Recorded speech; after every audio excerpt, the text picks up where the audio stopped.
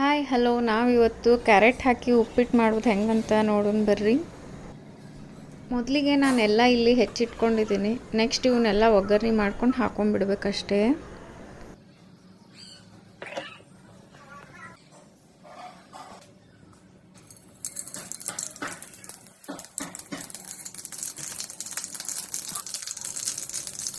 ನಾವು ಇಲ್ಲೊಂಚೂರು ಉದ್ದಿನಬೇಳೆ ತೊಗೊಂಡೀನಿ. ಉದ್ದಿನಬೇಳೆನ ಸ್ವಲ್ಪ ಬ್ರೌನಿಷ್ ಆಗೋವರೆಗೂ ಹುರಿಬೇಕು, ಅಂದರೆ ಉಪ್ಪಿಟ್ಟಿಗೆ ಚೆನ್ನಾಗಿರ್ತೈತಿ ಇದು.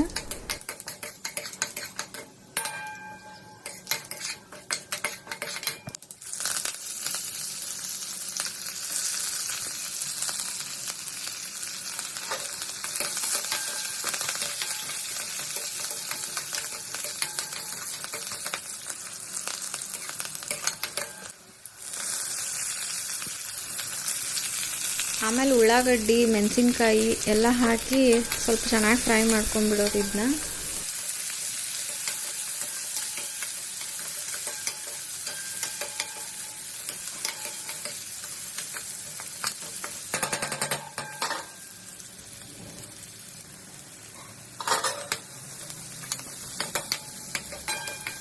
ನಮ್ಮ ಅದಿತಿಗೆ ಉಪ್ಪಿಟ್ಟು ಅಂದ್ರೆ ಹಂಗೆ ತಿನ್ನಂಗಿಲ್ಲಕ್ಕಿ, ಅದಕ್ಕೆ ಅಕ್ಕಿಗೆ ಒಂಚೂರು ಕ್ಯಾರೆಟ್ ಹಾಕಿ ಮಾಡಿಕೊಡ್ತೀನಿ. ಕ್ಯಾರೆಟ್ ಹಾಕಿದ್ರೇನೋ ಬೇರೆ ಥರ ಅನ್ನಿಸ್ತೈತಿ, ನೋಡೋಕ್ಕೂ ಚೆನ್ನಾಗಿರ್ತೈತಲ್ಲ, ಹಾಗಾಗಿ ತಿಂತಾರೆ ಇದನ್ನ ಹುಡುಗರು.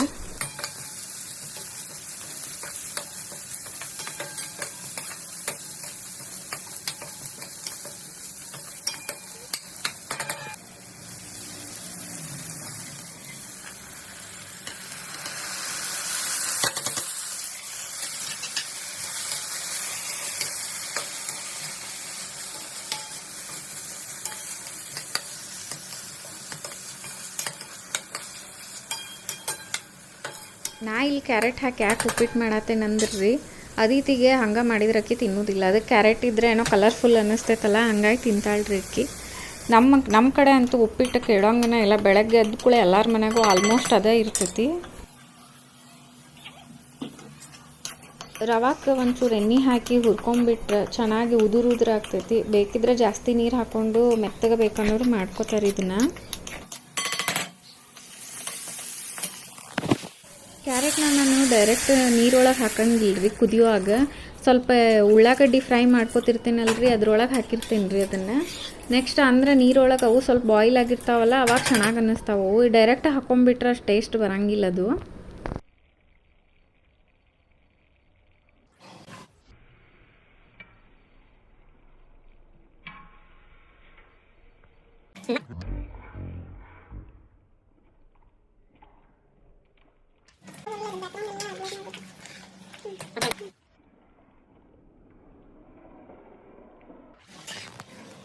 ಕ್ಯಾರೆಟ್ ಹಾಕಿ ಮಾಡಿರೋ ಉಪ್ಪಿಟ್ಟೇನು ರೆಡಿ ಆತಿನ್ನ.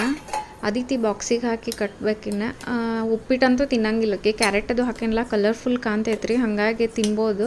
ಸ್ನ್ಯಾಕ್ಸಿಗಂತ ಆ್ಯಪಲ್ ಕಟ್ಟಿನಿ, ಆ್ಯಪಲ್ ಖಾಲಿ ಆಗಿರ್ತೈತಿ, ಉಪ್ಪಿಟ್ಟಂತೂ ಹಂಗೆ ಬಂದಿರ್ತೈತಿ. ಇವತ್ತೇನು ಮಾಡ್ತಾಳೆ ನೋಡೋಣ. ನಾನು ಹೊಸದಾಗಿ ಇದನ್ನು ಟ್ರೈ ಮಾಡೀನಿ. ನೀವು ಉಪ್ಪಿಟ್ಟು ತಿನ್ನಲಿಲ್ಲ ಅಂದರೆ ಯಾರು ಹಿಂಗೆ ಹಾಕಿ ಟ್ರೈ ಮಾಡಿರಿ, ತಿಂತಾರೆ ನೆಕ್ಸ್ಟು.